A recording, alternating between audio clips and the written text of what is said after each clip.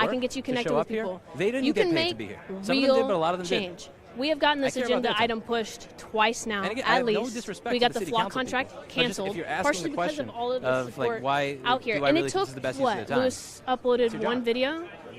one live stream. That's how I heard That's about it. really it. It takes the barrier to entry for city council change is so much lower than people actually think it is. My brain's and if off.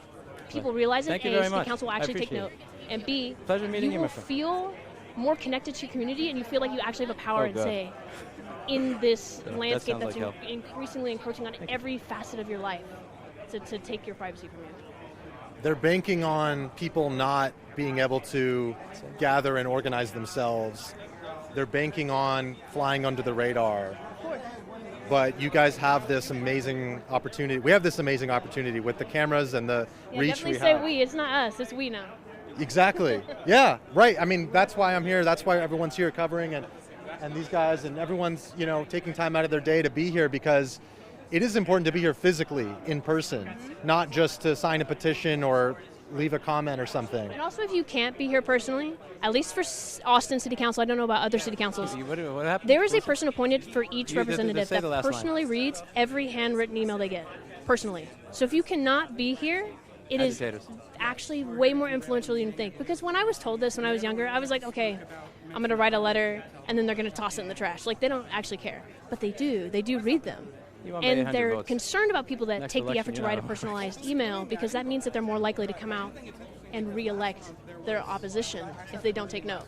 So it is way more impactful than you would think. A lot of times city council members win by like 500 votes. 500 people. If we got these people out here to vote, we could probably get the representative that we wanted into office. Which is that where you'd like to see things going, like more people kind of voting and getting involved politically through this kind of movement? So this movement, I've also connected them with some people in the NOAA PRs, the local DSA. They do a lot of canvassing. We do canvassing every week about surveillance and LPRs, because a lot of people don't even know that they're up. We tell people so often there's 500 flock cameras, 400 in the cars, LiveU's trying to put them in parks, and they're like, what the fuck? What do you mean? Like, I didn't know this was happening. Where does your interest in this come in? Like, why are you interested in surveillance and privacy? Is that just something that... Well, I was originally studying computer science. My undergrad background is in computer science, and we got a grant from Amazon at my university in a computer vision lab I was a part of, and I worked on a project, and I later found out that that work was used for police surveillance. And I sort of jumped up and I thought, well, what the hell? I did not sign up for this to be used for police surveillance. Surely there's somebody in charge watching this. Surely there's laws behind it. You know, I think a lot of people in the tech industry they're not thinking about ethics, right? They're just thinking about doing their job well. And then I kind of learned that there wasn't. Legislation is super slow. There's a lack of people that have technical knowledge. There's a lack of people that even know that these issues are cropping up because tech progresses so quickly. And I thought, okay, I've got to go to law school, and I've got to be a digital rights advocate. So that's why I went to law school. I'm part of BFF Austin. I'm part of this coalition, and I reached out and worked with Lewis. You didn't respect the time of the people that Thank you for the work you're doing. Thank you for coming out. Yeah. Nice to meet you. I'm sure your name isn't Glink. No, it's Gregory. Okay, that's right. You mentioned that. You mentioned that. I guess some people are speaking inside, right? Well, they just got done. So, do you know sort of like the method for what we did today? Yeah, we're speaking on different unrelated bills, but bringing attention to this. Yeah. And then at 12, there's a big hearing at 12, is that right? So there's a public comment section at 12. So a public comment section in a city council meeting is something, there's about 10 spaces available. This will vary by city. I'm not even sure if cities always have a public comment section. I'm just familiar with Austin. There's about 10 spaces. You can sign up in 2 weeks in advance, and you can talk about anything. This is an opportunity for city council to hear about an issue maybe they weren't aware of, or to be able to just interface with your council members one-on-one, because most people in the community are not able to do that.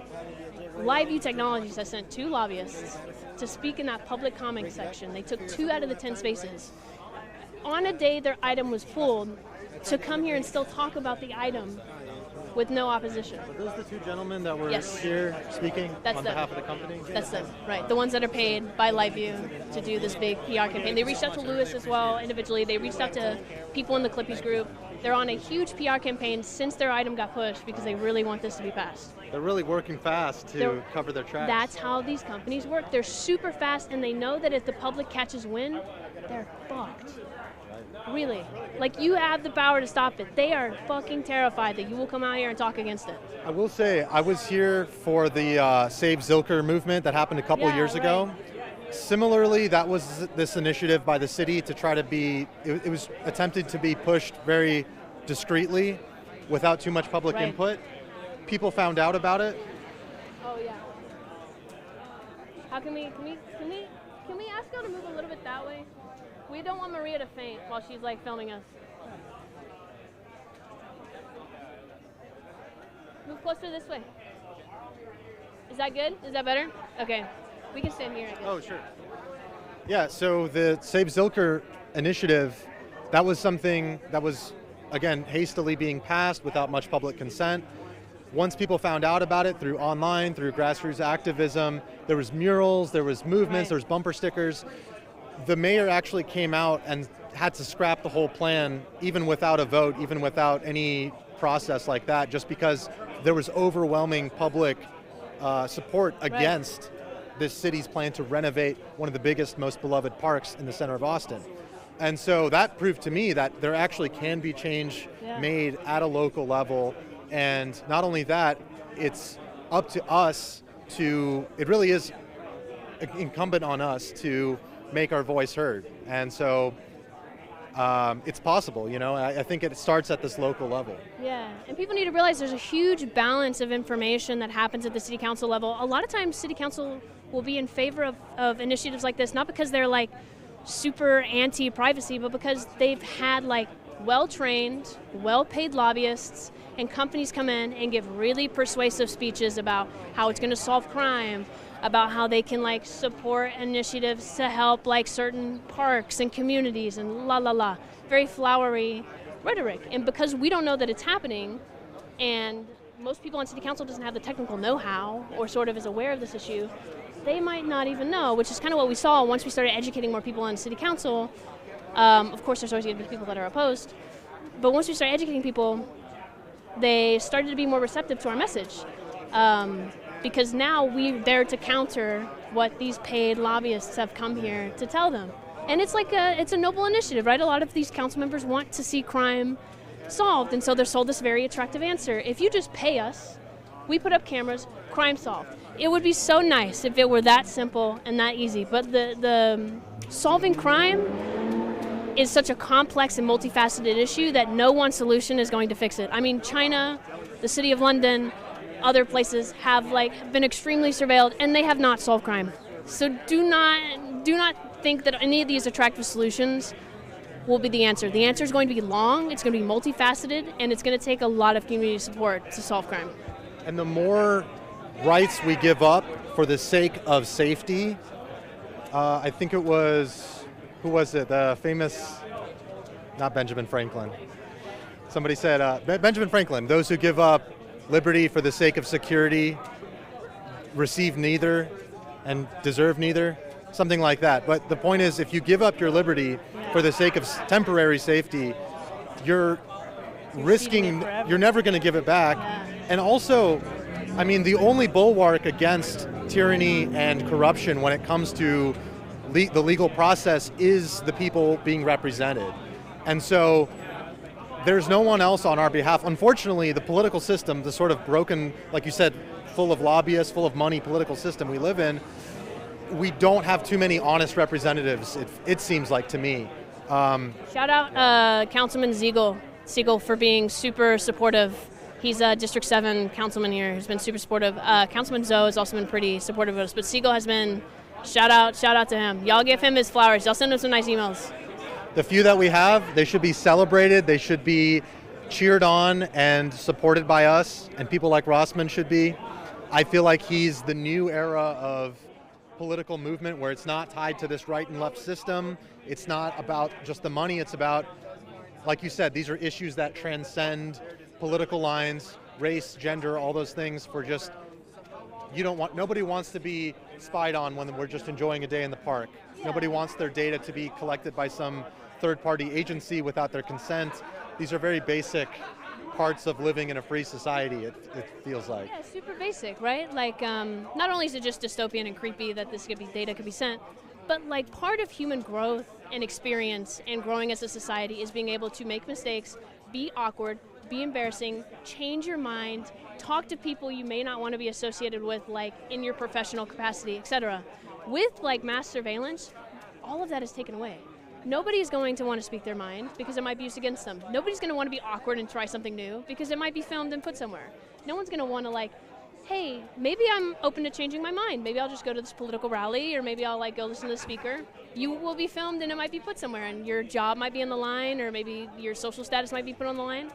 It so vastly hinders people's like ability to be human and for society to be dynamic and grow, that surveillance is such a deeper issue on top of just this creepy aspect of this large company who we don't know what the fuck they're doing with our data having access to it. Absolutely. Well said. I think I'll give you your time back. I'm sure some other people want to talk, but I really appreciate speaking to you. Thank you so much. It was of great course. speaking with you too. You too. I'll see you around here. Hell yeah.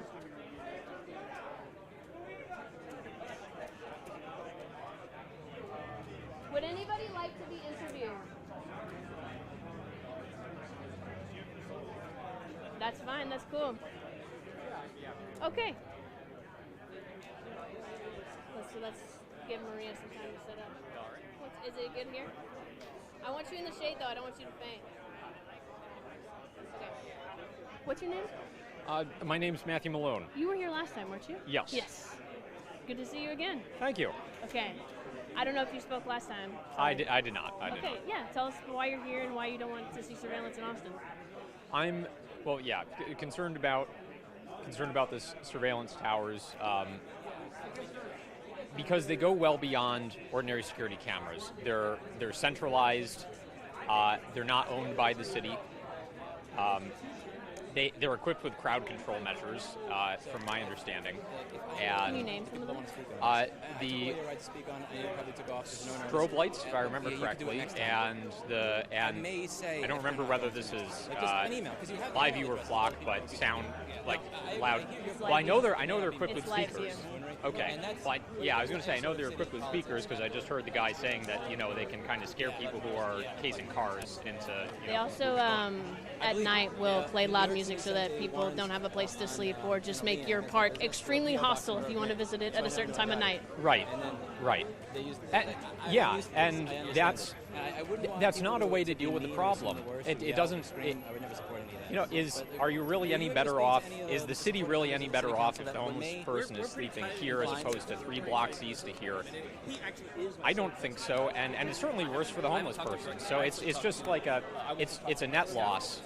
And that says nothing about the risks of like turnkey totalitarianism. I'm not saying that the council currently has any ill intentions or like authoritarian intentions, but you're setting things up by installing these cameras. You're setting things up in such a way that somebody who does have bad intentions they seem very, very privacy oriented and not really for this. Exploit, said, are you open exploit to the system, exploit things would you around mind them if I said your name? extremely out easily. loud, there are members of the city Austin Council that and we need don't safeguards really against that. Spending $2 million on this is a good idea. That they agree now with maybe us. that's not. And, I have to speak to my now maybe there are to do this and I have to do that. good possible safeguards to that, this is not a gotcha like question. I'm not trying to requiring a warrant or something before somebody is searched in the system by name. Now, according to the salesman, as of today, they don't have facial recognition. I don't believe that. Facial recognition is listed on their website. I will just say that. It's a what? It's listed on their website. Right. Because I know. Right. He was very cagey about when I asked if those could potentially be turned on. He equated that possibility to being as remote as Austin being the largest city in the world, which is ridiculous. Right. And he's said that they can use AI to identify behaviors like casing, for example. So they can detect the difference between somebody walking by a row of cars casually and somebody walking by a row of cars and checking in each window. If you can do that, you can track individual people. There's not by about 800 something votes. Well, it sort of also doesn't make sense. These cameras, the narrative doesn't make sense. These cameras are being used to identify people doing crimes, but they don't identify people. They don't track people, but they used to identify people that do crimes. Those two things seem very not mutually exclusive, but they seem like the same thing to me. Yeah, and I'm curious from a cost analysis standpoint. Like, if we were to just get an equivalent number of regular cameras, how much would that cost compared to this? Basically, they're walking back claims. Let me just say, much less. And there were lots of people feel So, I mean, they're walking back the claims that these cameras can do anything special, which really eliminates any justification for like a marginal increase in price. Kirk actually won the run. So we a little bit. I arrived at about 10:15. So like, Kirk knows that. You want to explain how they were like walking it back to people that might have not? You know, oh yeah. So when the group was gathered around and a couple of salesmen were speaking, they repeatedly stated that there was no that there was no facial recognition being used. I keep looking at the drawing maps and like reason I look at the map and it's very difficult to tell. You know, the reason that the website states they can do facial recognition is for search engine optimization purposes. If I buy something in my neighborhood, now that's, I mean, for one thing, that's immoral. You shouldn't be telling people that your product can do things that it can't. Second, it makes them impossible to trust because, like, should we believe what you're writing or believe what you're saying?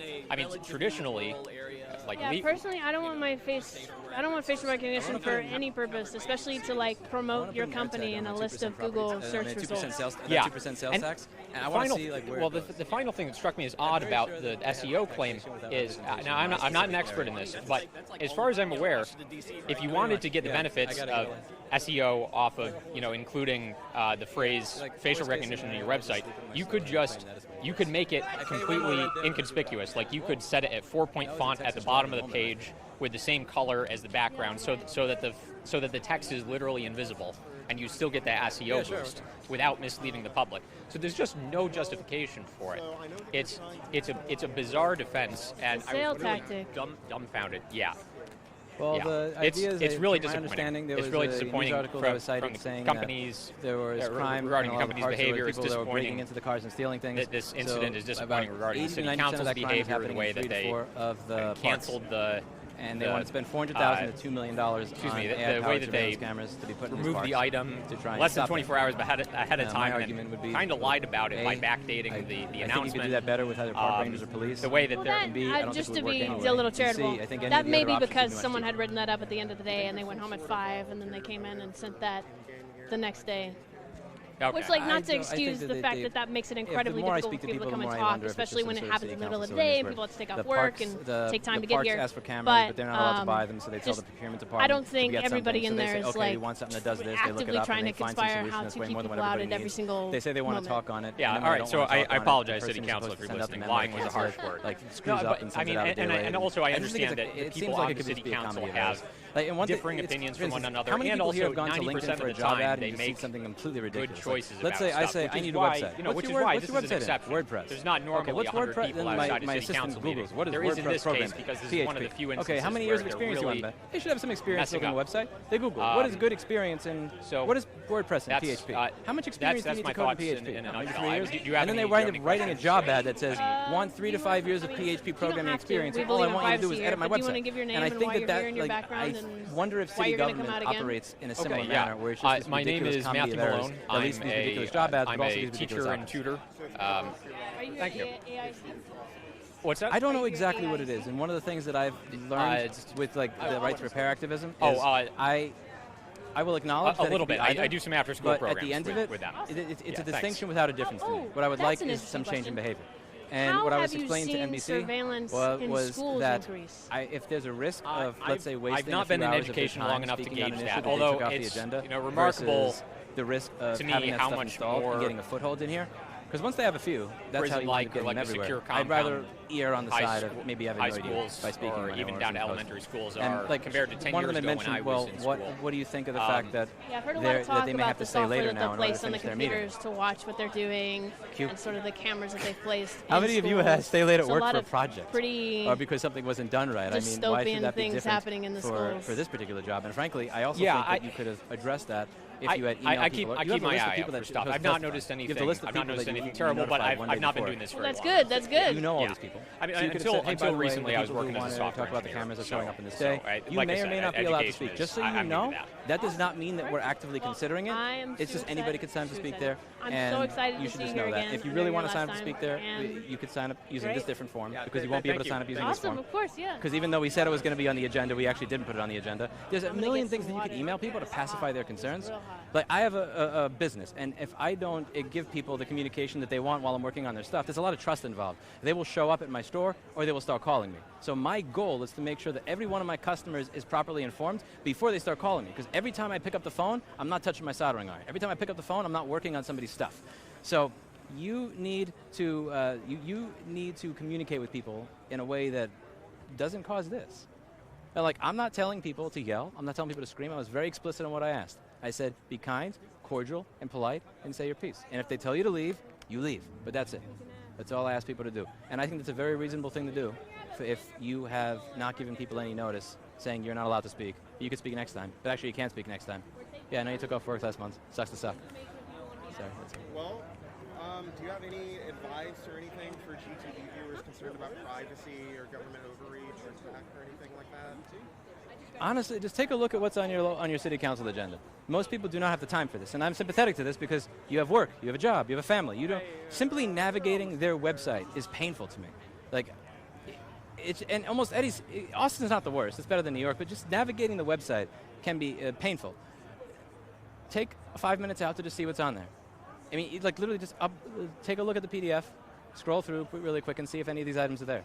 Because it really, most of the things that pass like this, they occur because nobody shows up.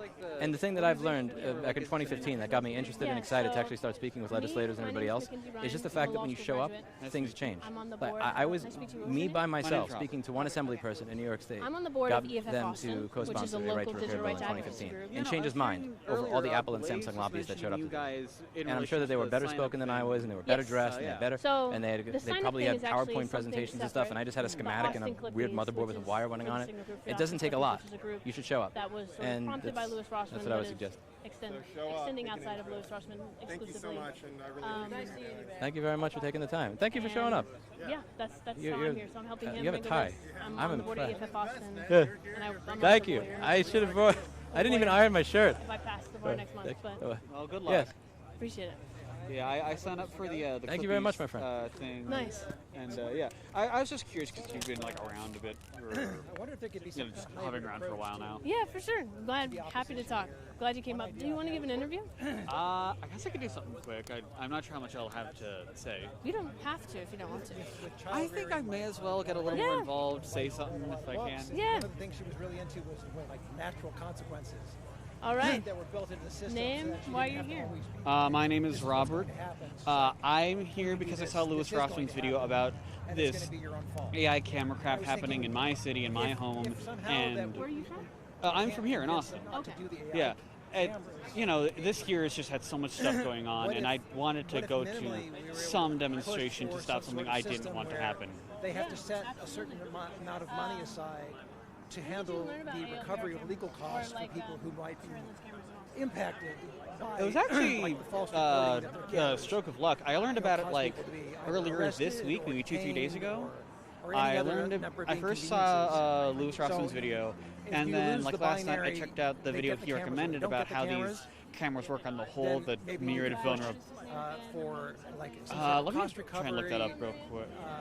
Or at least some kind of fund that people could, again, the natural consequences, something so that, because right now when they screw up, nothing happens to them, right? There's like a semi-infinite pool of money for, yeah. You know, law I saw that enforcement video like last night, which helped me inform me a bit more about like exactly why this sucks and all the cases of it being abused, of being wrong, and that being disastrous. Like that family being held at gunpoint and all laying out on the asphalt because a computer made a tiny error, and they thought the car, and the cops came in thinking the car was stolen. Or it would demonstrate Not to me. Okay, I talking saw about that story the story. It wasn't me. It I was wasn't me. going to say, you're real calm about that. I am. Yeah, no. If that happened to me, I would be way less calm. Awesome. But that was just one idea. Have you lived in Austin all your life? Yes. The binary of have or don't So have. what I find interesting is that the culture of Austin has always been extremely unique, thinking right? of that, It's placed where the smack company center would be in the accountable, middle of or Texas, where the city would be accountable? And they've always prided themselves on being very different, very respectful of human rights. Strange thing, because I started going down that whole apparently with rabbit like hole the and I larger started writing it international in, community, if I was allowed to speak, Texas which is I'm seen not- like this you can't speak on the issue microcosm today. As one of of the the U.S., propositions. and then you have Austin, which is this I'm little scared of blue thinking dot about in that the 'cause Red I'm already Sea kind of that is, assuming you I'm know, a blues, but politically I've had speaking. that idea written So down where it it's would be just something this from the weird company, spot to and be. I agree with it. I think it's a good idea. When I came here, I'm They would from also never agree to this. bumfuck nowhere, Texas. It's super conservative. Well, But when why I came here, shouldn't I was in system Austin is to be so like good? super I respectful think of you human should- rights I think in you the throw the face jack of dog being in that, surrounded it's just by like, your system incredibly is so good. aggressive state One level out of a million legislatures. people They've are always gonna been like are gonna be touching this proud to protect rights and go Well, you against know the that's not grain. true. How do you so think you're doing the thing they where are or where aren't I'm doing forcing them that to accept with their own premise surveillance? and using it against I them. mean, I love it. the What whole was your name thing again? about them Thank you for calling. having it on the Things to Speak About option last month, Man, yanking I it can't- off, okay, the and first then part I thought of, the second letting part I didn't, but the I'm stealing fucking that. salesman That's awesome. I love crawl it. in You here think- to the do way you their think pitch, is awesome. but not letting any of the public speak about it as an official thing. That's real shady. That's a humongous disgrace to them and their service to the people. Yeah. Yeah, it's unfortunate because a lot of council members also wouldn't like to see that happen. A lot of people that work at City Hall don't want to see that happen, but you know, it's indicative of a system that's not designed to really hear people's input at this core. Yeah, it almost makes me wonder, if the people on board are up in the office of City Hall aren't into it, and obviously no one here is into it, and only the company. The hell. That's just Austin traffic. Anyway, if it's only driving downtown on I-35, oh no, I Ubered here because fuck all that. Truly. Anyway, if it's only the business people who want this stuff, is it just the cops lobbying to get this in here, or where did this start from? Because I mean, so the police obviously want as many tools at their disposal as possible. They have a big budget. They always want to increase their budget. That part I don't think is hard for people to understand why they would want it. What I think people have been sold on is that these companies move very quickly. They pay a lot of people to come out and sell their products. They talk to city council, they talk to people, and they give them an extremely attractive story about how this is going to solve crime. They hear all these complaints from their constituents about increasing crime, and they think, here's a convenient solution. We're going to pay them $400,000 to $2 million, and it's going to solve crime. And it's a noble pursuit.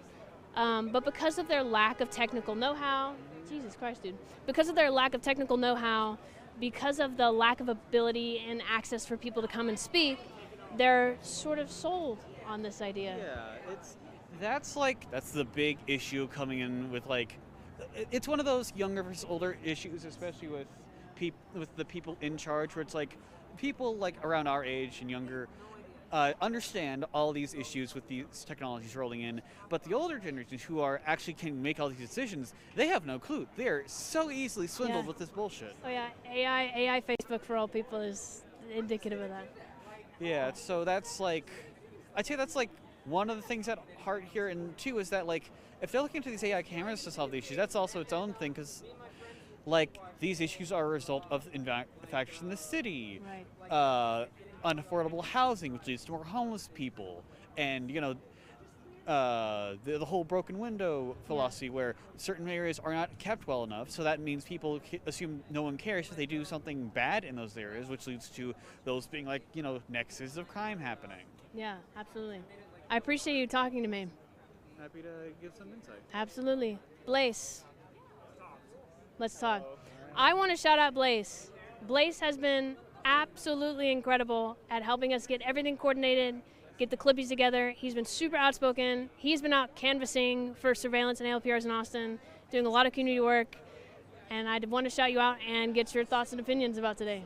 So I think someone asked me, an independent journalist was asking about what our group is, and they pretty much wanted to know what our beliefs are and what we politically align with. And I told them it's a bipartisan issue, and this is something that you can't really pin it down. Yeah, you can't pin it down. This is something that affects all of us, and it involves all of us. And he asked me who are some of the political people I look up to. My answer to that is the people I look up to are the young people and the people who are coming outside because they realize that we have an effect in our society and in our city, and we have a say in what happens in our society. So shout out to everybody who wants to get involved. Shout out to everybody who is getting involved.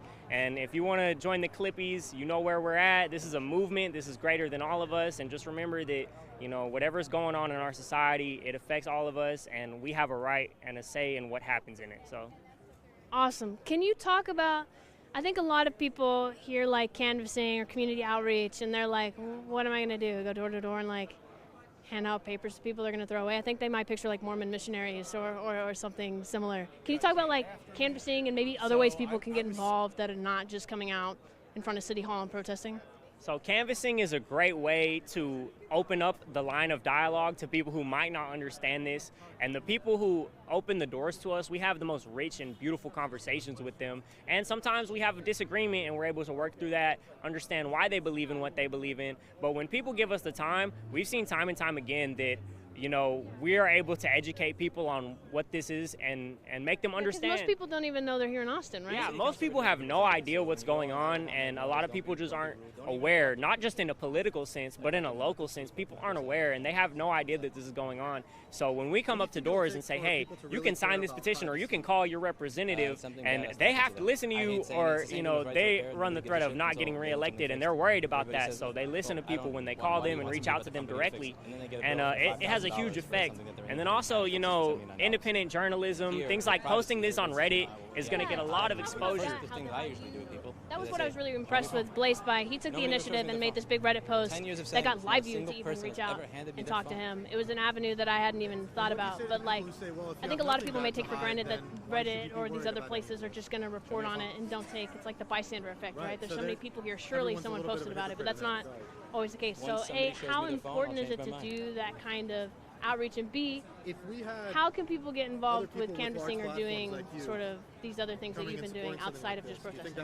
So outside of the protests, we've been canvassing every Saturday with the No ALPRs Coalition, and you know, there's a million ways to get involved. If you want to help the cause of, you know, fighting back against AI surveillance and a mass surveillance state, there are a million ways to get involved. You know, on the internet or in real life, those are the two options you have.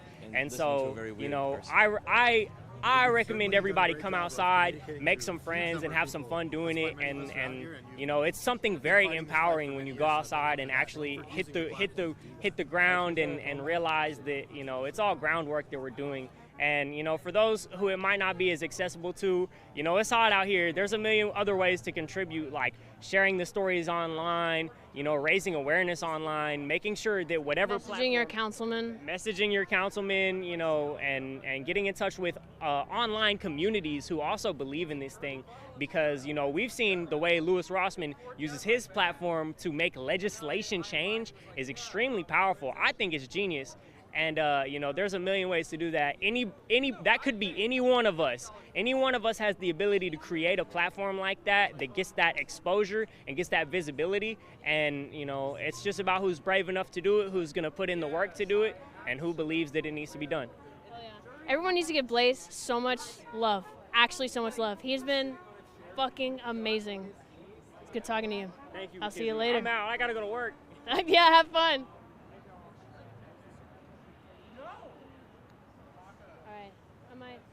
I might take a break. Someone did you film the big thing of snacks and water that everyone got? No. People brought a ton of, I remember last time we didn't have water and we got people to bring out water, but people brought a huge suitcase of snacks, big things of snacks, water, like drinks, juice. Look at that. Who brought this out? Yeah, I was gonna, where is he? There he is. I want to thank him.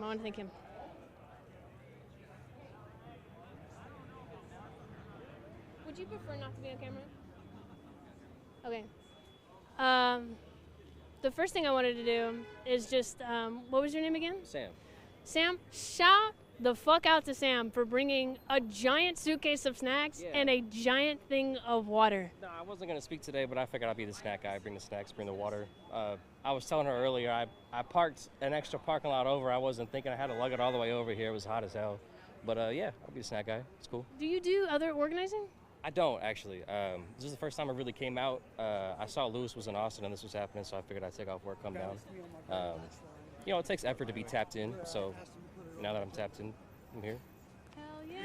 Hell yeah. What have you thought today about everything? You know, it's really nice actually to see the people out here, because I thought personally it was going to be a lot less of a turnout, and it's a good feeling to know that, you know, online we can all, you know, care and talk about the issues, but when you see it in person, you know that there's actually other people behind the screen who also care as well. It's just a really good feeling. Yeah, people that get really frustrated about these issues, it's super easy to be like, oh my God, city doesn't give a fuck, state doesn't give a fuck, federal government doesn't give a fuck, nobody else gives a fuck. Right. It's really hard for you to feel like motivated or to even just feel that anybody else cares. Even if nothing happens today other than people getting connected, exactly. I think that's massive. I mean, you know, you got to fight the battle somewhere or you lose the war everywhere, you know. So, I mean, like I said, it takes effort to be tapped in. Hell yeah. He brought that giant suitcase of snacks and all that water. Yeah. Yeah, no problem. So what are we doing? What's the plan? Plan? No plan. Plan no is plan. crazy. Yeah, I guess I shouldn't have asked that, honestly. I'm going to take a break, though. The mayor seems to not be amused. The mayor, we expected him to not be amused. It's not like we went in there and didn't expect to be annoying. At least a little bit. Yes. Right. He strikes me as Austin de Blasio. Austin de Blasio. I don't know enough about Kirk Watson to comment on that. I don't know much about him either. I'm just saying from the comments that I've received from people. I wanna take a little break. I wanna give this microphone to somebody to interview people. Do you wanna do it? I would have a seat if I had a tripod mount. What's going on YouTube? Unfortunately. Archibald, go Is it burning you? Cowboy MVP. I should actually see if the battery in there is good. Hopefully this is on. I'm not talking to myself. Hopefully the boys don't see this because I called out sick. Huh? Rob, if you're hearing this, you have Saturday off. Don't worry about it, brother. Okay. If you're not hearing this, then don't worry about it. I don't have a tripod. I'm okay. No one's more aware than me. Trust me. You have the world's worst employer. I'm so sorry. I'm hiring AB next time. Me too.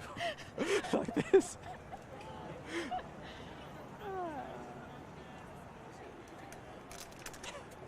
There are people more qualified to do this than me.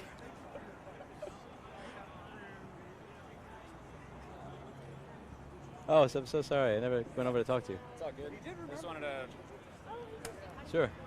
Just want to finally meet you. Pleasure to meet you, my friend. Watching your content for a long time, and it's nice to finally meet you. Awesome. Also, I like what you're doing and advocating and or letting everyone know exactly stuff about this is important. I've been a big proponent of a lot of anti-government stuff and overreach, as well as anti-censorship and privacy and all that stuff. I've been for a long time since I was 18. I caught on to all this and exactly how you can manipulate data, how you can manipulate code and websites, just the simple stuff of entering a store. Now that they have security cameras, I mean, they took that stuff to a whole new level. And like tracking with Target. I don't know if it was your video about Target's situation, but about how they're going to be manipulating prices based on who walks in through the door. I remember, yeah, New York City started that when they started putting the televisions on the bodegas. Because I was wondering, why does this ratty-ass bodega have like a $500 flat screen TV? And then I showed up when it was, like during the high rush hour times where the tourists are still coming in, and I go, oh, it's $17 for an omelet now. Now I get it. It's like, don't bring that to the rest of America. Right. Yeah, so it's, I just wanted to say thank you. Thank you for coming by. I mean, even everybody who showed up, even if they didn't speak, it's one more person when they walk out that they can see is here that doesn't want this stuff in their city. So Yeah. thank you for being. I know you probably had other stuff to do today, and you chose to come here. I appreciate it. Yeah, work can wait. I'm surprised how fast he shut me down, though. Like I can't wait to load the recording of that. Some of these guys too. I don't know if he's still here, but like some of these guys, I just wish I was more well prepared for this, because that was one of these guys came out with a brilliant. Was it the guy that said, "I was your neighbor, I used to know you, you helped me when I had a wound," or was it that gentleman? No, I didn't see. Was that gentleman? The one with the blue shirt that had the yeah. I did not. I think he spoke after I had left the building, but no, there was a guy in there who made a. I don't have a good memory. I'm sorry, but I'm half having a heat stroke walking around and talking all day too. Yeah, just when you go back to see the recordings, I want to watch what happened in City Hall later. I'm so or inside the hearing room. Thank you for what you do. I would like to call Chris and ask him if the if the tripod is sitting on your desk. So I'm going to do that right now. So that this could be maybe lead to get something. Oh my god.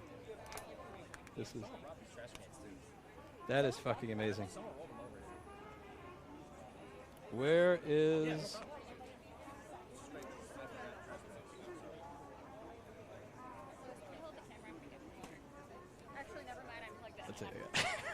but that's evil. Wait, that's mean. Put this thing down over here. Let's have somebody else grab it. I don't think you can just lay it down.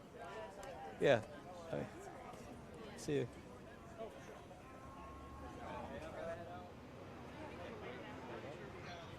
Hello, Chris. I have a question for you. If you apply a base desk or my desk, do you see a blue base to a tripod?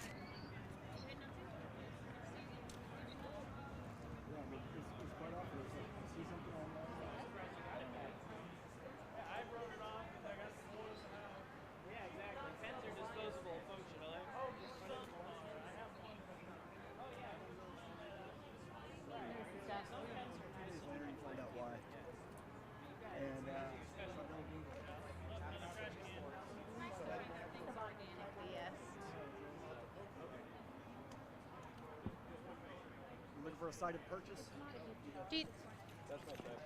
Oh, okay. Let me not get in the way of it. It doesn't have. Oh no.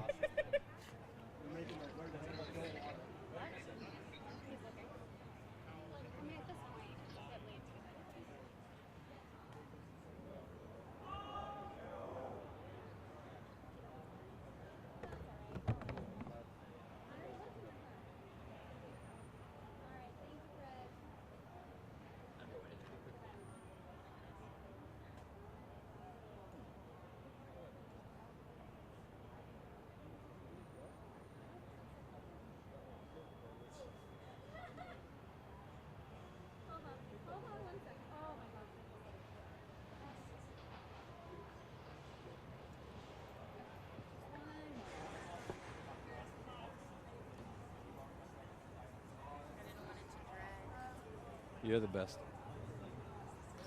Okay.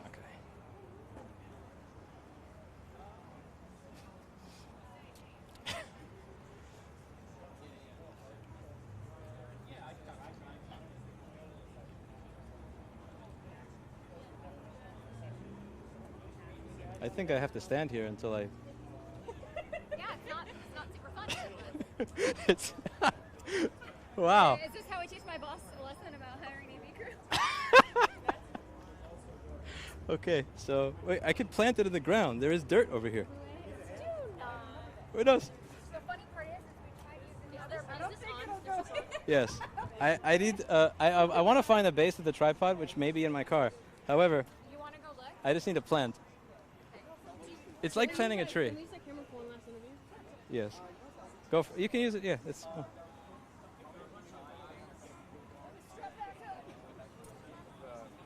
we're gonna go.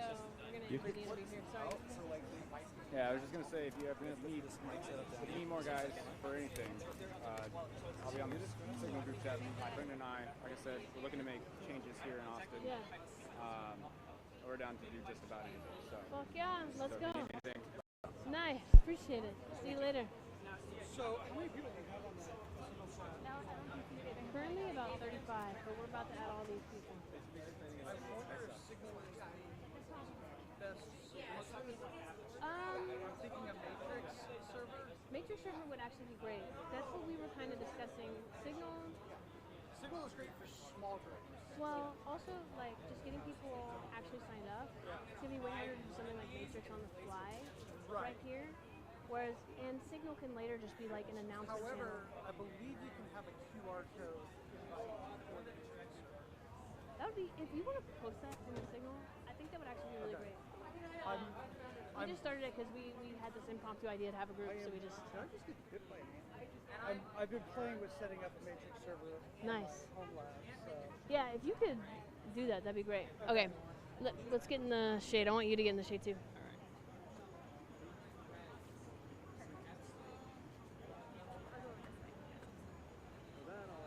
I'll try not to get Okay. Your name, who you're with, why you're here? I'm acting like I don't know you, but I know you. Yeah, you know. Yeah, my name's Hung Win. I'm also with the No ALPR coalition. I happen to be a representative. I'm with one of the orgs that's part of the 30 orgs in Central Texas and Austin that are part of this coalition that have generally banded together to fight back against kind of the surveillance camera technology. A lot of the organizations come from it from the standpoint of what we're doing to look out for our working class and our lower class and citizens and residents in Austin, and especially I've been corrected on this before. We want to use the word residents because it's everybody in Austin, not just people who are citizens or what have you. And we're looking out for what's best for everybody who lives in our city, and so we have a lot of concerns about the way the surveillance cameras, especially when attached to AI technologies, are being used, how they can track us, how they use them to try to predict. We right now, as a coalition, we've got our eyes on 3 different companies who are all trying to push some kind of surveillance technology contracts to our cities, and so. Do you want to name them? Well, okay. So right now, the issue we're here today specifically because we were looking at LiveU Technologies, who I believe this is the company that's pushing for surveillance technology specifically in our parks. And then we have sort of our larger kind of issue, our kind of ongoing one. The big one that we've been pushing back on for months now is Flock, which is of course the company that right now at this point is very familiar with a lot of people nationwide. At this point, we've had lots of press cover what the Flock security cameras have been, what they've already been used for. We have all kinds of examples already that exist that these systems have already been used and abused by not just by certain government agencies who have access to information they probably shouldn't be getting their hands on this in the first place, but even just the people who do actually have access to the information. Some of them are just like single party actors who can be police officers or law enforcement who are just using this information for their own benefit and for their own purposes. It's not even not a city sanctioned thing, not a state sanctioned thing. A lot of people just have access to information and they will freely use it for their for their own purposes, personal purposes. Another one that we've had our eye on. Name some of those personal purposes. Okay, well, I mean, we do know, like, I don't have all the details off my head, but we do know that there was one incident of a cop stalking like their ex-girlfriend using multiple of them. So there has been, I just know that there's been a lot of pushback. Drop Site News journalist there named Jessica Burbank had a great article about the Flock camera systems that went up Scarsdale, and it just went up and it was the system that the city council there just passed, just sort of like very quietly. It came up for a vote, passed in like 5 minutes. No one knew it was no one was paying attention, didn't realize it was on the agenda, and it was only when the cameras started going up did some of the citizens in Scarsdale start going, wait a minute, what are these cameras, where do they come from? And they ended up starting to speak out and just like how, and the reporting was just about how they how the city council had got involved in that and how the companies were pushing hard for it. And at the time of the article when she reported on it, it was still they still had the contract and the citizens were still in the middle of their fight.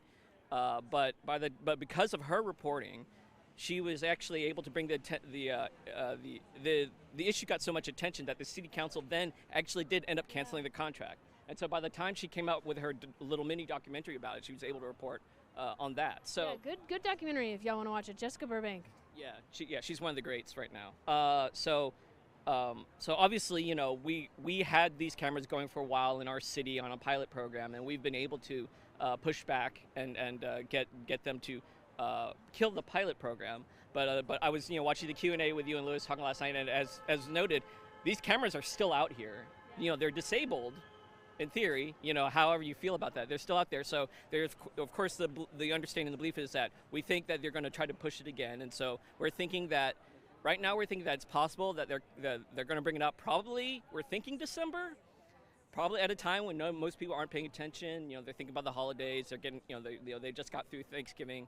So we will be thinking about it, just to be clear. We will be thinking about it, and I myself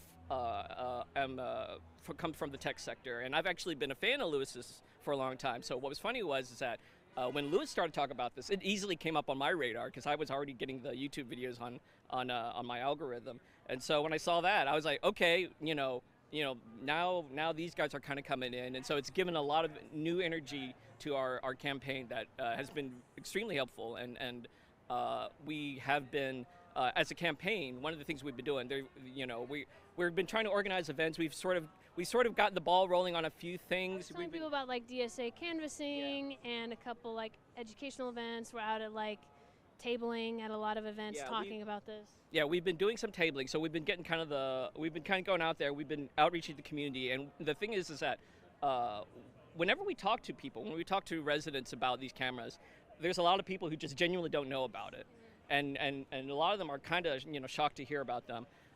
We do have quite a few people who are kind of sort of defeatist about it, and then we're there to try to sort of tell us, like, but we can push back, you know, we can, you know, do things. I actually have a great story, and I've shared this with.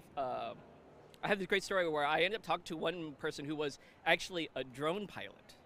He was a drone pilot, and he was kind of just sort of like, he was just like, yeah, man, like I know about these cameras, man, and I know what they can do, and it just ended up being a conversation back and forth. It was almost like a therapy session for him because he just loved aeronautics. He just loved flying drones, but the camera thing was not something that he was on board with, and so just after talking with him back and forth, he just like, yeah, man, I'll sign your petition, man. And he gave me his contact info, and you know, even a guy who's, you know, theoretically in this industry where these cameras exist or whatever, even he recognized what the problem was, and he said, yeah, we got to push back. So we got a lot of receptive, you know, people are very receptive to this campaign. It's just about getting the word out, and so that's what we're kind of trying to do. Is maybe you can talk. You might have saw on the live stream. I was telling people how to get involved, but you've been involved sort of with the city of Austin politics for longer than I have and are more connected than I am. Well, actually, that's the thing. What's funny is you say that. I actually have not. I've been very. I pay a lot of attention politically for a long time, and like I said, I've been a fan of Lewis's for a long time because I'm also a big rights to repair believer, you know, and so. But I've only recently got involved with activism. Probably like in the last, you know, 9-ish months or so. So I haven't even been here for that long. Maybe between the two of us, we can come up with ways to tell people who are in Austin or like in other cities how they can get involved. I was telling people like they could, if they were local, you could see what they could do. But I also kind of want Austin to be the blueprint for other cities. So I kind of want, if people are interested, to reach out to maybe No LPRs or maybe one of these coalitions, and we can create for them a packet or talk to them about how to get at city council where they are, how to organize where they are, and sort of make a coalition like we have here for No LPR. Yeah, I think that is a good idea, and obviously, you know, you and I are in those calls, so that's obviously something we want to bring up. But we've got this fight going on right now, and like I said, I've been sitting here and talking about Flock. I didn't even bring up Valkyrie. Valkyrie was one of the other companies that was actually on the. There was an agenda item for a little while that Valkyrie, the company Valkyrie was coming in and was going to offer in a surveillance technology that was supposed to be used to predict the potentialness for people to become homeless, and it's sort of like, and it's also a completely, as far as we could tell, a completely untested program. We would have been the first city to have really rolled it out, and it would have cost a bunch of money at a time when we are struggling with budget issues, you know. Talk about the kind of data that they would take. Well, to be honest, I wasn't super paying attention to exactly the details of it. Well, but the thing is, because we don't have access to any of this contract language, we kind of don't know. We're going based off of the pilot like a program that was similar in California that this seems to be modeled after, and they were taking like health data and other sorts of sensitive information. But that's the thing, we don't know. We're being asked to vote on something we don't really have that much information about. At all. We don't know like data safety, we don't know where it's going, we don't know who's collecting it, we don't know what's collecting, like we don't know what the city of Austin's doing with it, who they're going to allow to see it, we have no idea. Yeah, and that's kind of what all these issues have in common. And so between Valkyrie and the LiveU thing, these have things that popped up on the agenda items of the city council just recently. So while we've been out here trying to push against the flock issue, these items have popped up, and so we've had to turn around real quickly and turn our attention to these things. So just we've been distracted by this while we're still talking about our campaign for against flock, which is ongoing. Yeah. So and that's how these companies move, right? We're juggling a lot of things, and then I'm sure we could take some time to lay out that blueprint as well. So yeah, that's how these companies move. They move super quickly. Even people that like us that have been like around these issues and concerned about these issues were also surprised by agenda items. We were like totally blindsided by some of these coming up. We've had one or two genuine like emergency meetings called because agenda items are coming up next week, and we just found out about it, and it's this whole company that we didn't know anything about. Yeah, all of that to say, like your city is probably doing something similar with AI. AI is like a huge selling point for a lot of shareholders and a lot of these companies. It's likely they've gone to city council and they have something either on the agenda or imminently coming up. And you can say something about it and disrupt the narrative that they're just allowed to come in and have these contracts with no public say. Yeah. So if you're a resident of Austin and if you want to get involved in this campaign to push back against not just these little agenda items, but our big item, which is the flock cameras contract, you can visit noalprs.org. That's our website. We'll be getting some community events going pretty soon, so pay attention to that. From our NoALPR website, we're also on Instagram, we're on Blue Sky. I think it's just NoALPRs is the handle on both of those as well.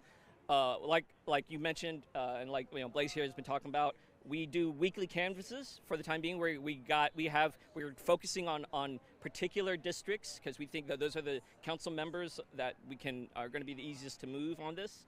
So we have one this weekend already. We're focused on District 1. I believe it's at Copperfield Park. We do them on Saturday mornings starting at about 10 o'clock. DSA is the ones that coordinates those things, but so if you can keep an eye on our website, follow our socials, we'll be announcing these canvases and where they happen every week, and then keep an eye out for the community events. And if you can show up and help out and continue lending the energy, a lot of the Clippies here have already started showing up, and they've been ready to go, and it's given us a lot of hope. And we've been able to hit a lot more doors in the last few weekends just because a lot more people have shown up, and it's been great. And if we get more people to show up, we can tell more people in the city about it, and then we can make a real impact. And also if you go to the website, sign the petition, all that stuff. That's all on there. I was going to also plug signing up for EFF Austin's newsletter. Also, the next meeting EFF Austin is having is with the head of the Technology Commission here, who is heavily involved in a lot of the recommendations that they give to City Council regarding tech, and it would be like an excellent place for people to come and ask questions, learn how to either A, get involved in a commission, which are like unpaid elected positions that anybody can occupy that have a direct access to City Council, and also just to learn more about how City Council works from somebody that's way more connected than I am. Yeah. That was good. It was good. It was good talking to you. Thank you so thanks. much. Yeah.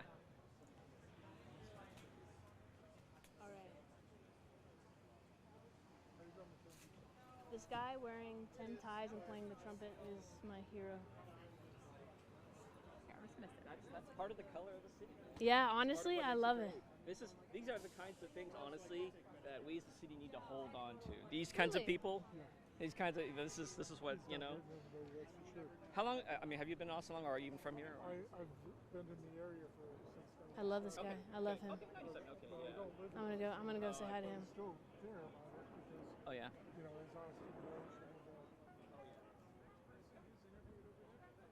That's a perfect spot. Yeah, let's go. The next person, mic them up. Oh, I think we're done with that interview.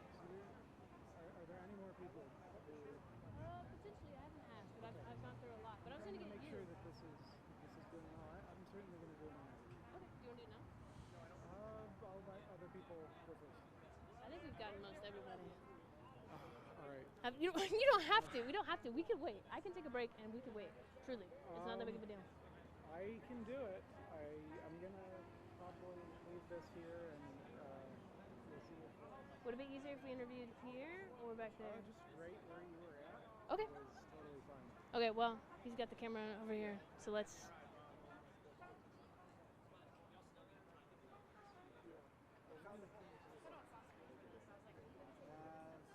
Do you want to point the camera this way? We're about to give an interview. I have somebody coming with a tripod so that neither of us die. Should we wait? Yeah, it's such a huge crowd. He's on his way. Okay. And then I figure I'm just going to set it up and just have people come by to talk. Okay. Yeah. Let me set this down. It's a party day. I'm going to set this down over here.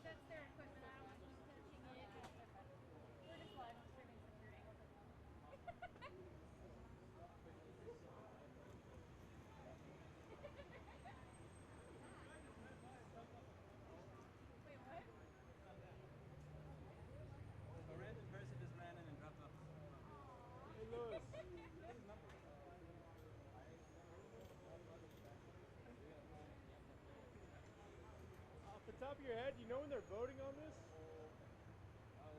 No. They didn't put any of the info on the agenda. Okay. I'm gonna head out. That was a good one. Love you.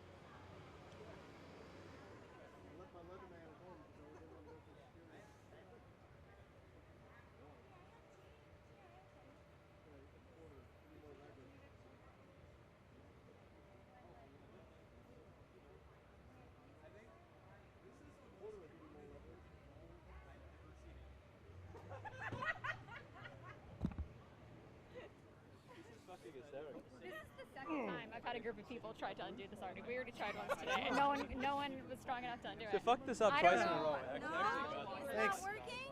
It's actually got. Holy moly. What side is it supposed to be on? That's crazy. I should go in another one of your excellent camera reviews on how well that tripod mount is The Lord glued spoke and inside said that no, chassis. dude.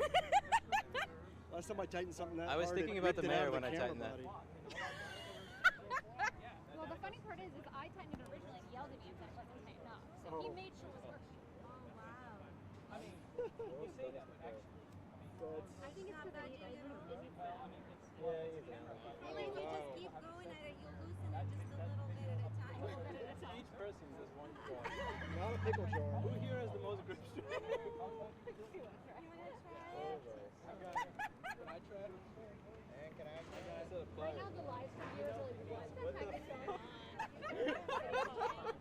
This is true community building. You need to unscrew it. Not to lose. Yeah. So they went. I'm so sorry, I touched the thing. Wait. Oh my God, wait. You can do it, Jackson. Well, that works.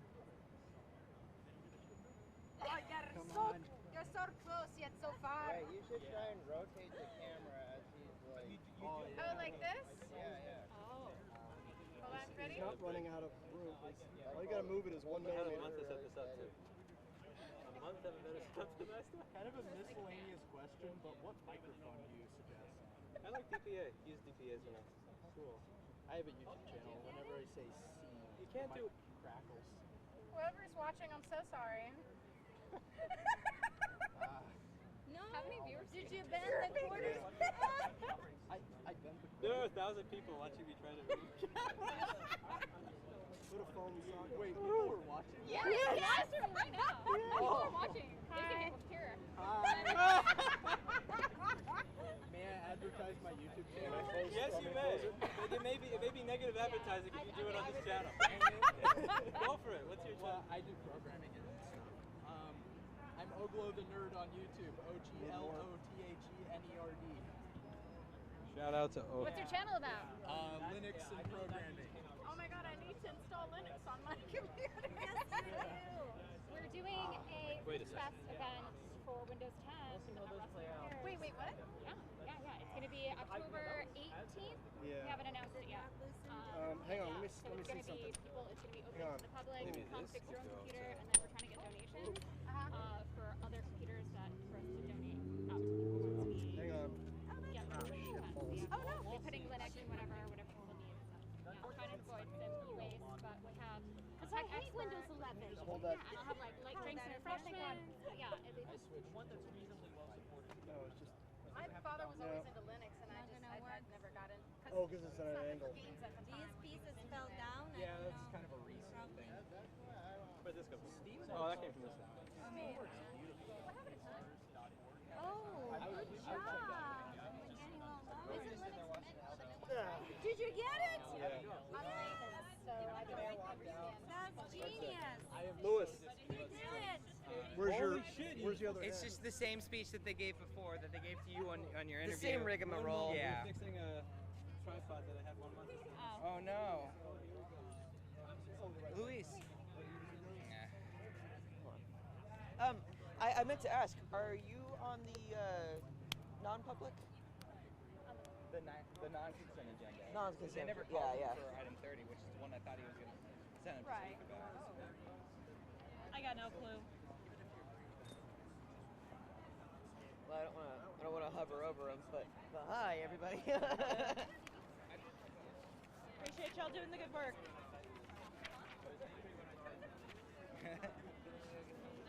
Yeah.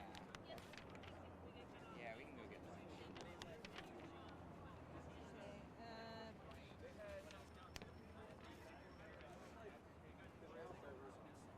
I didn't catch your name, by the way. I love your bag. Noel. Noel. It was nice meeting you, Noel. Nice meeting Thanks you. for sitting What's with your us. name? Adam Corvus. Adam Corbis. Very nice. And Jeff. I mean, I think I'd remember the name Jeff. A lot of people don't. Oh my God. I don't know, man. Yeah, almost all the non-consent are also stricken, so I don't know, man. yeah. I don't know why they're stricken.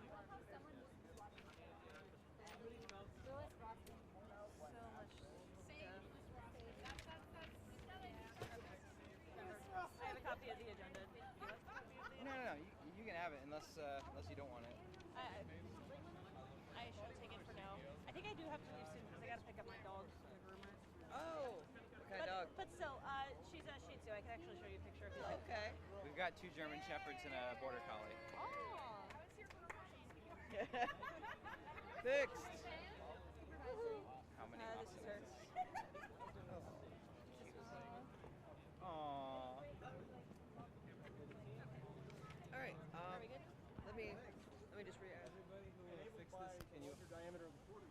Wow, we have a tripod now. That took long enough. If you don't mind, I wanted to ask if you're on the non-consent agenda. So which? On the non-consent agenda, because I don't think so. you weren't called for item 30. And That's the one you had said you were going to do last night on the live stream, but I don't know if you. I don't remember since I don't remember. I'm sorry, I'm still heat stroked. Interesting. A second. Thank you very much. Inner Teddy Roosevelt walking softly and carrying a big stick. Look, somebody felt so bad for us that they actually brought a tripod by.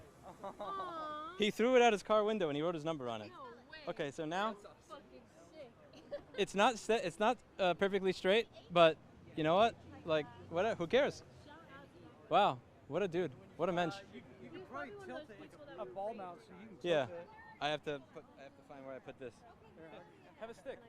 Okay. Maybe just talking to people and having fun with the people who are out here. I would like to talk to, where's Shane? I would like to talk to Shane. Shane is the one that brought flock cameras to your attention the first time. Yeah, I would love to. And he set up this like insane camera setup over here.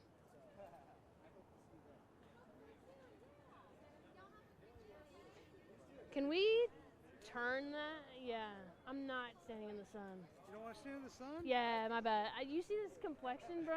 It is not compatible with the sun.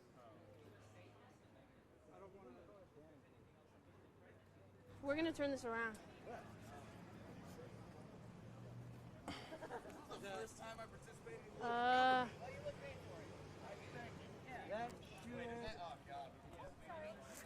She is the edge of the frame. It's a great skill to have. That's how you use it in business. Look, Dan just arrived with a tripod.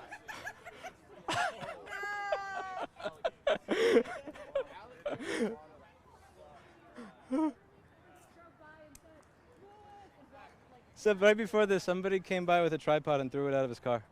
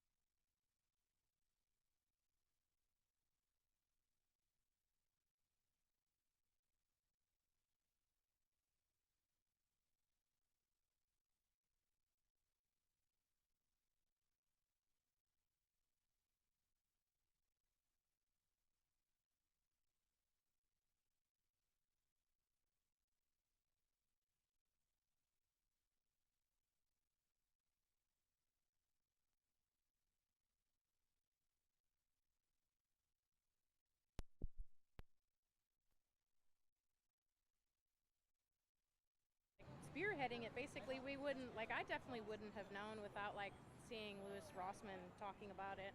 I was one of the, I think when it first popped up, I was like one of the first people that saw like the Clippy movement thing. Okay, so you were like in the ground floor for sure. Nice. When Hell it yeah. first started. I don't know if the audio is working. Yeah, now it does. It does? It works? Yeah. I have enough AV knowledge to fill a thimble. Okay. Let me see Shane.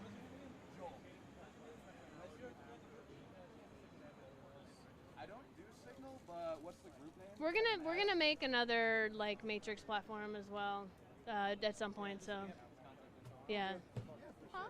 Where do how can I get to? There's a pen and paper over here. Yeah. There should be at least. Do you see it? Okay, yeah. Just put your name and number on there. Shane, are we good to go? Okay, I'm gonna interview her.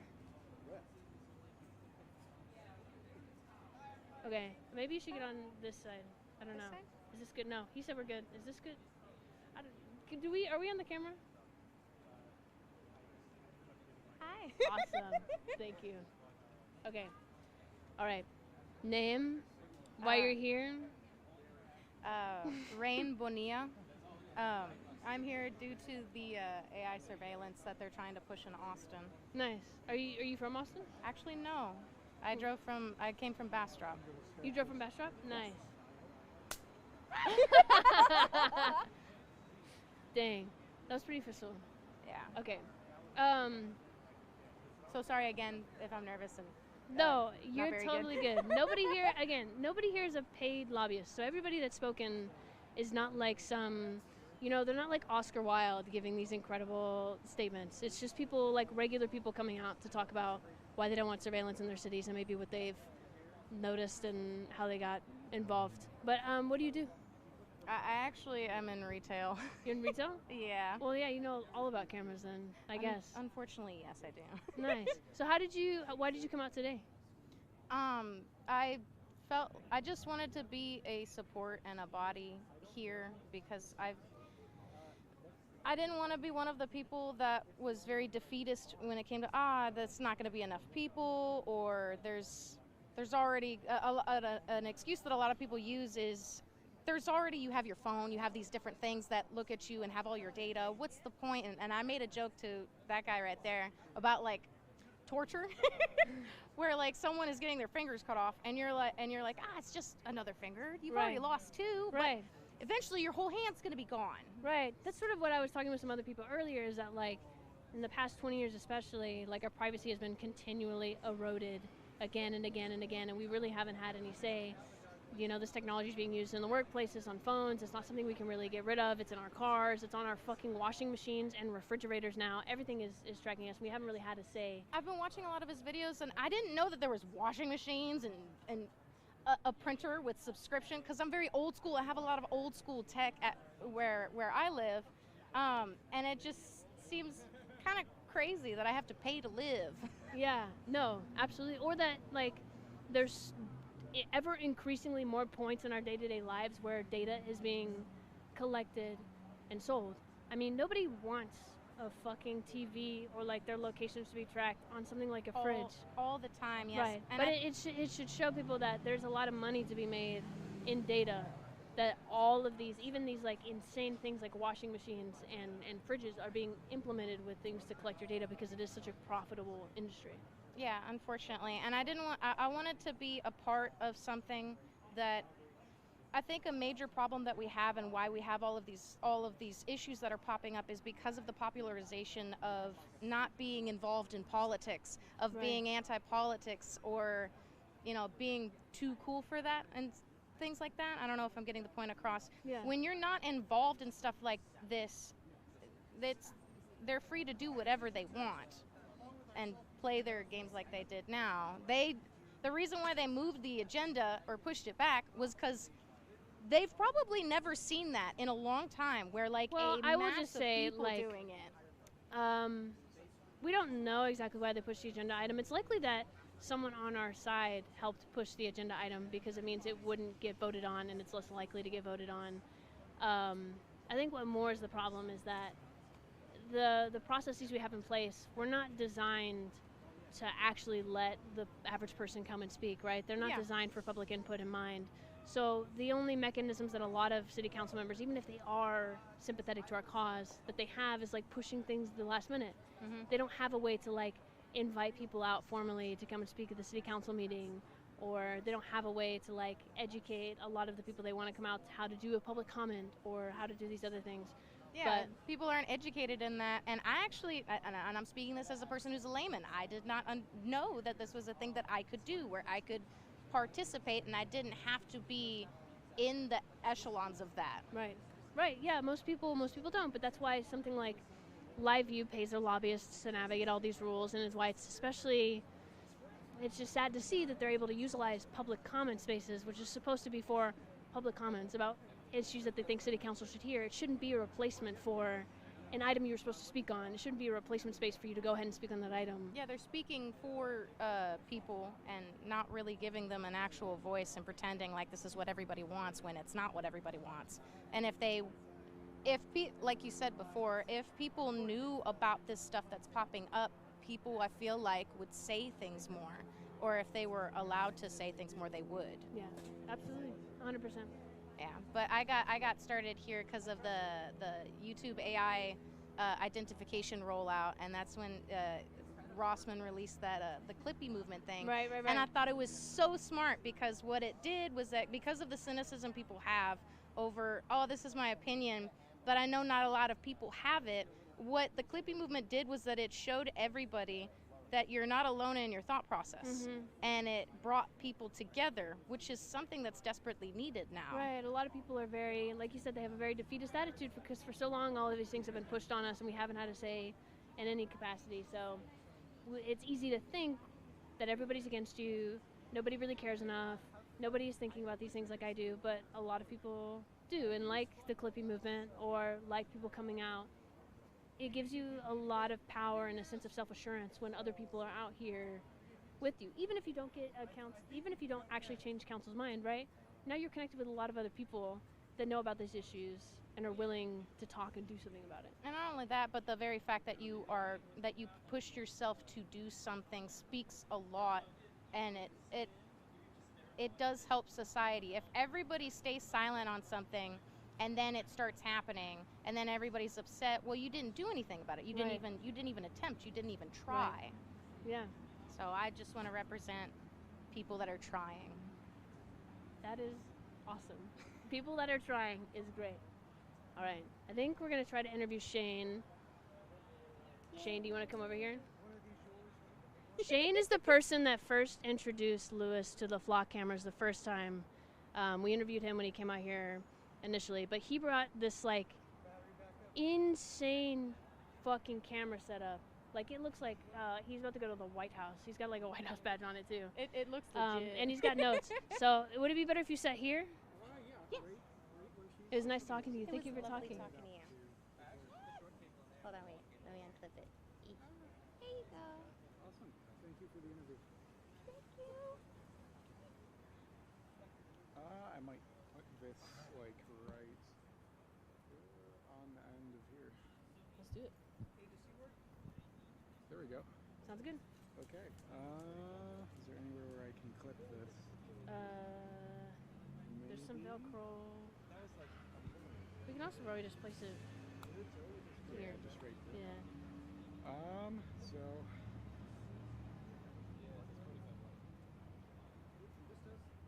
All right, I introduced you a little bit, but maybe you want to introduce yourself.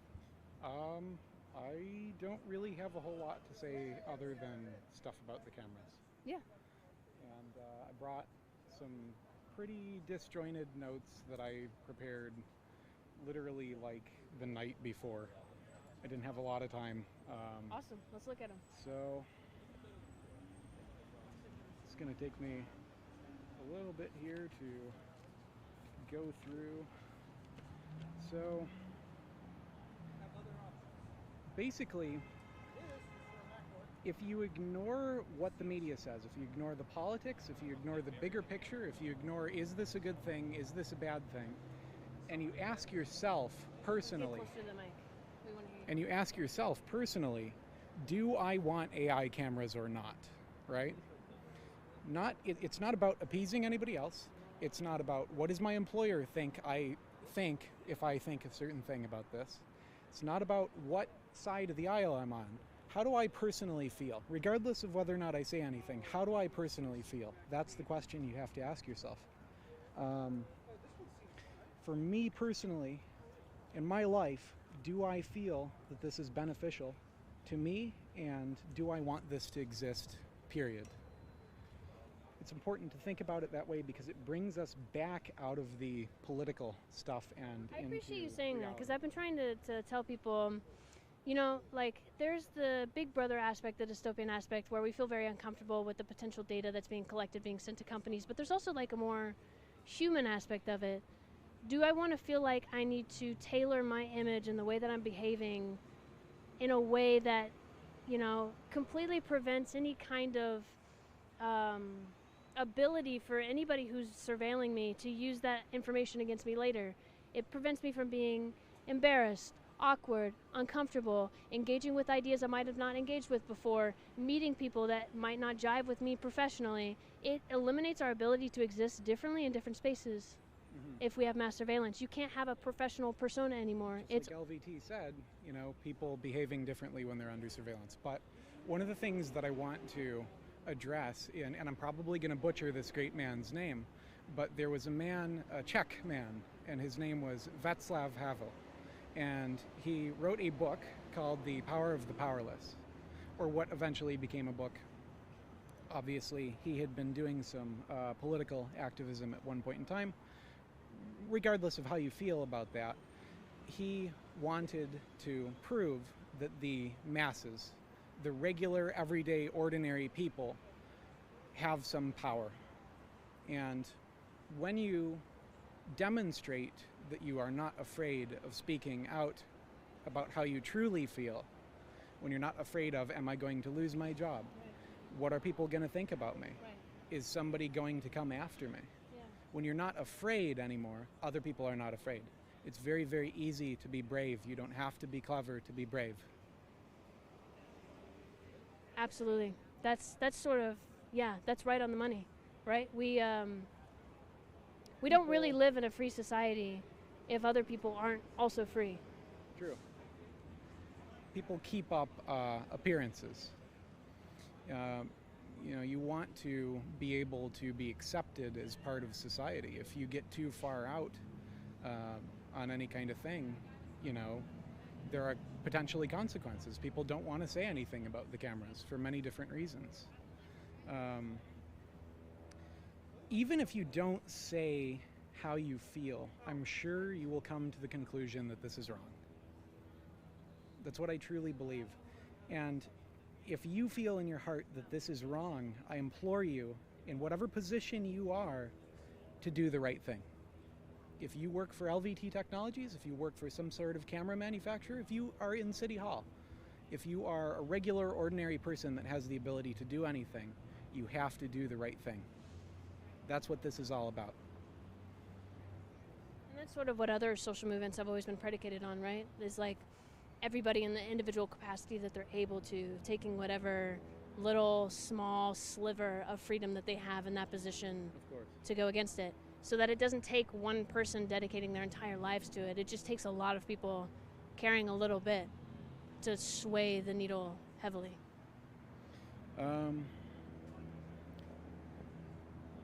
I was reading some of the comments on the original video that Mr. Louis Rossmann put up, and there was some questionably, possibly, you know, a little bit violent things, and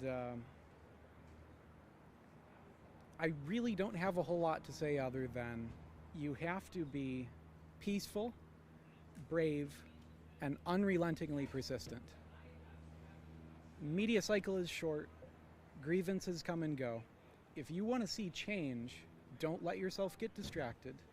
Don't forget and move on to something else. It's through the openness and the small bravery of the masses that big things change. That other people are not afraid. That people are willing to do the small thing in whatever position they're in to change this.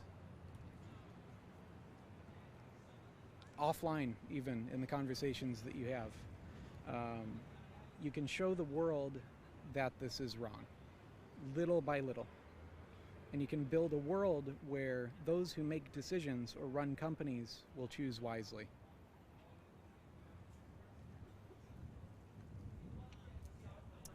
Shane, that was incredible.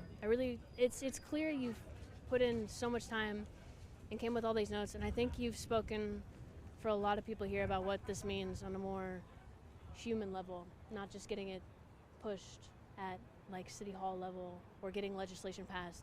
There's something very sinister about being surveilled constantly. Foucault has talked about this, Havel's talked about this. Well, he hasn't talked about surveillance, but he's talked about sort of like power dynamics. There's a real, we stand to lose something really, really big about the human experience if we let mass surveillance be normalized. An extremely massive thing.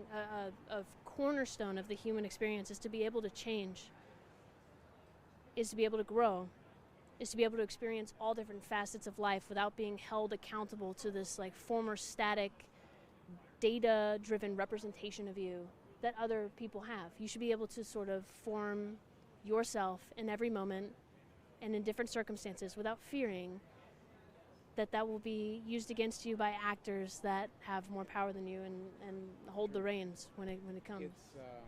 It's as old as time, you know. I'm going to obviously probably butcher whatever the actual quote is, but you know, find me a man, and you know, give me a man and I will find something to hang him over.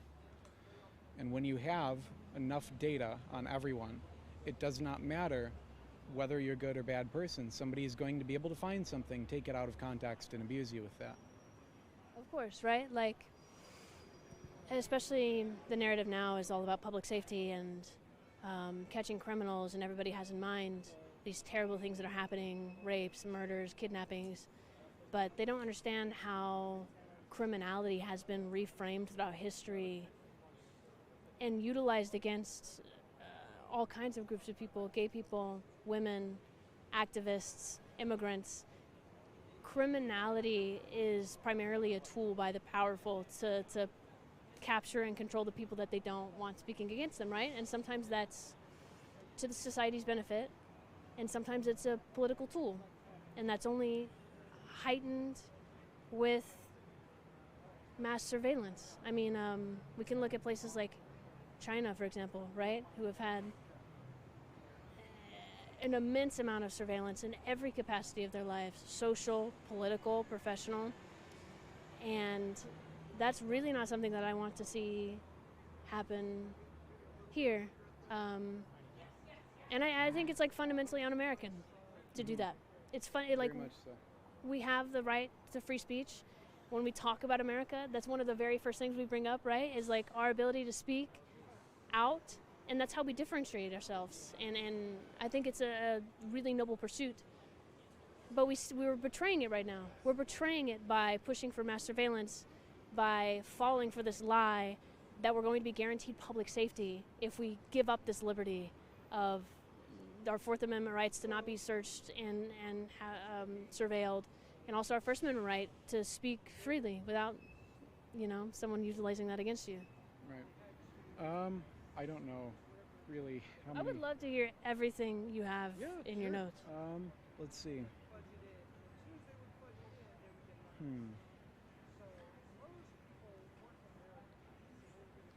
I think one of the things that I want to bring up is people who are afraid of government, because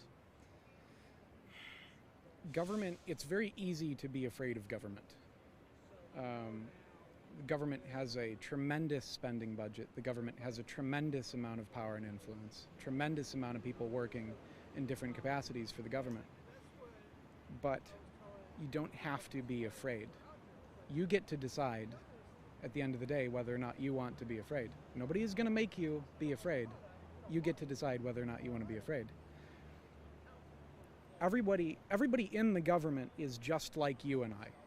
At the end of the day, when you get right down to it, people have to have a job, they need to eat, they need to feed their family, And most people generally want the same things out of life. It's extraordinarily difficult to encourage people to shed their morals and ethics. Even the most powerful people on the planet just want to have friends and an enjoyable life and real trust. I mean, just to speak to that a little bit, that's why a lot of these decisions get made at brunch, or that's why they get made over dinner parties, right? Or that's why most people in government are not actively persuaded by what is going to be the best argument, but they're persuaded by what their friends think and how the people they like are going to perceive them. I mean, I think this is like disgustingly apparent with Elon, right? If he's liked, he tends to want to do it. But a lot of politicians are this way, and that's not to say that every person in politics is only swayed by their friends, right? They may actively want to listen for good arguments and to enact the best policy, but they're always going to be persuaded by the personal influences in their life to some degree. Correct. And we need to both understand and appeal to that. Absolutely. The people that you're dealing with that come here and lobby, they're humans, right? The people in city council are humans, and they have a life, just like you, and they want the same things out of life. You can disagree with how they're getting it, or their approach, but everything is circumstantial.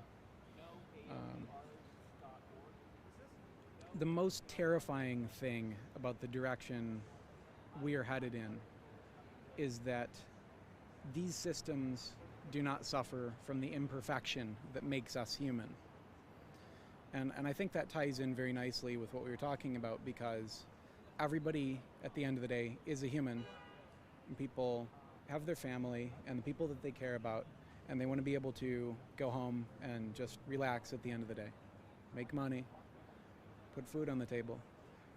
The cameras, the automated systems that trawl through giant amounts of data, those systems might be imperfect, but they're not imperfect in the way that makes us special and human.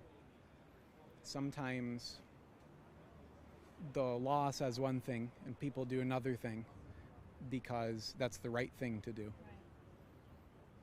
Corruption is sometimes good. It all depends on the context.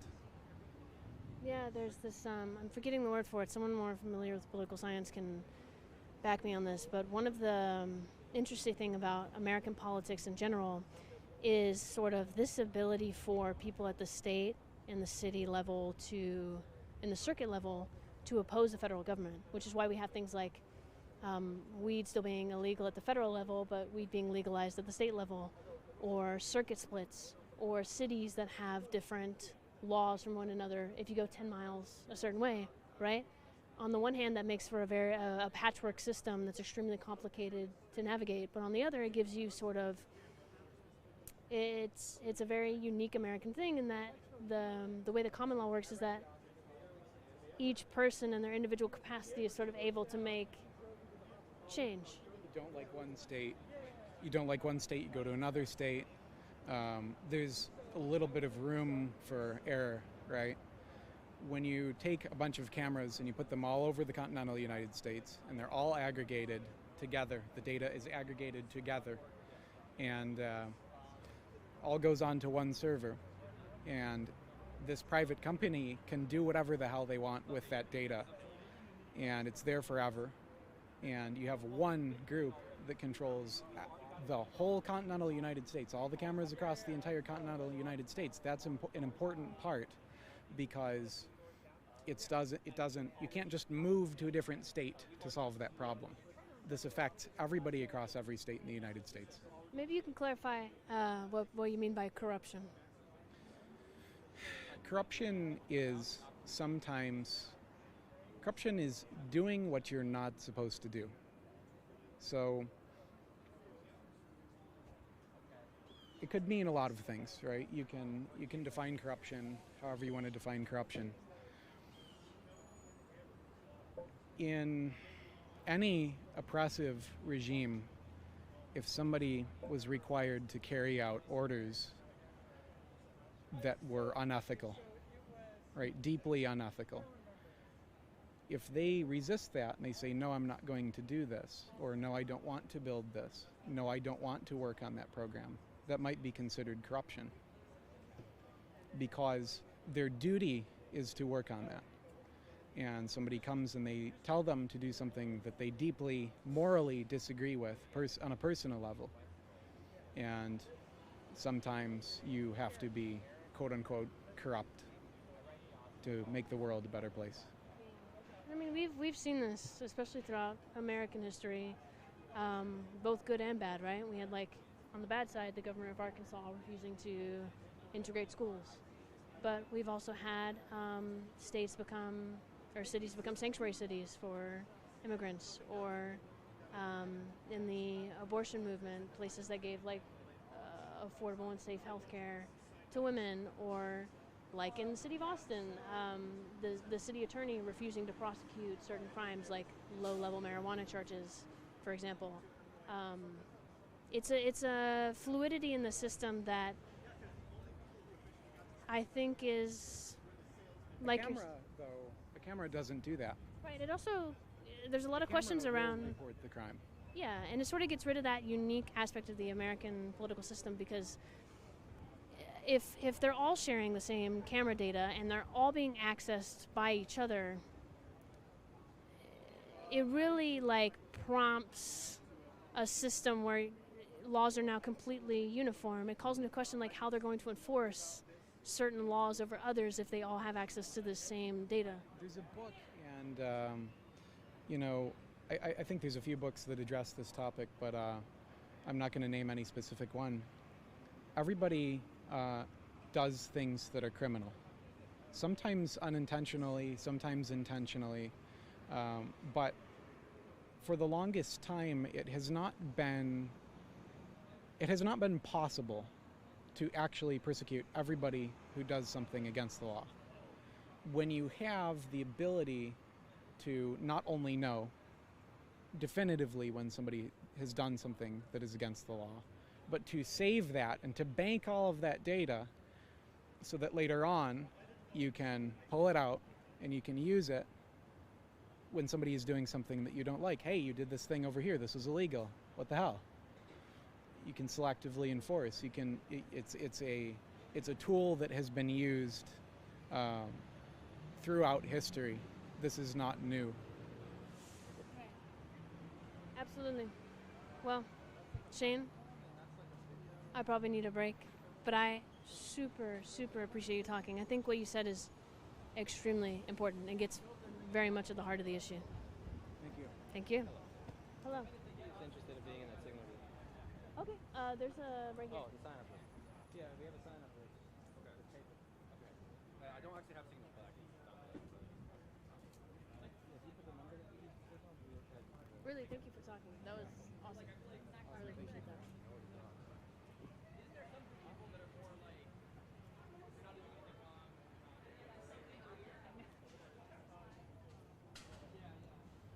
So are we just, Lewis, are we just gonna, we just gonna live stream the park, or?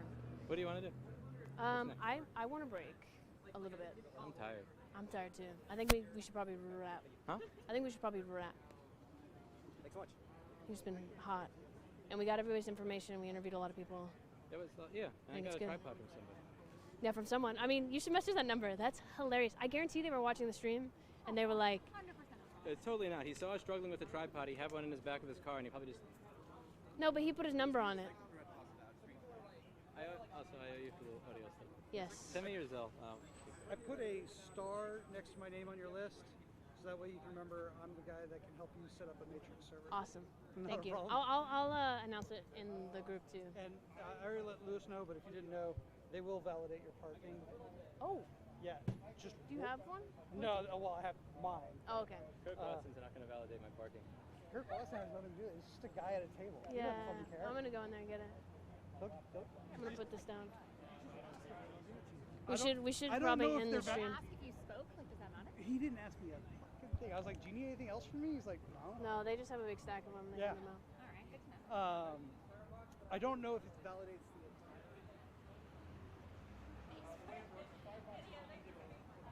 I'll take anything.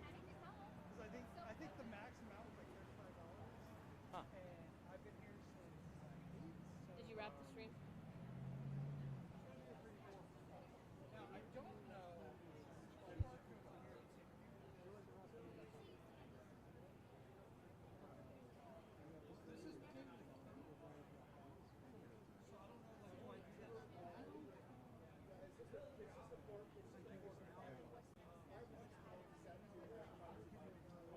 Did you wrap the stream? That already? seems weird, right? Because then the QR I hit the stop button.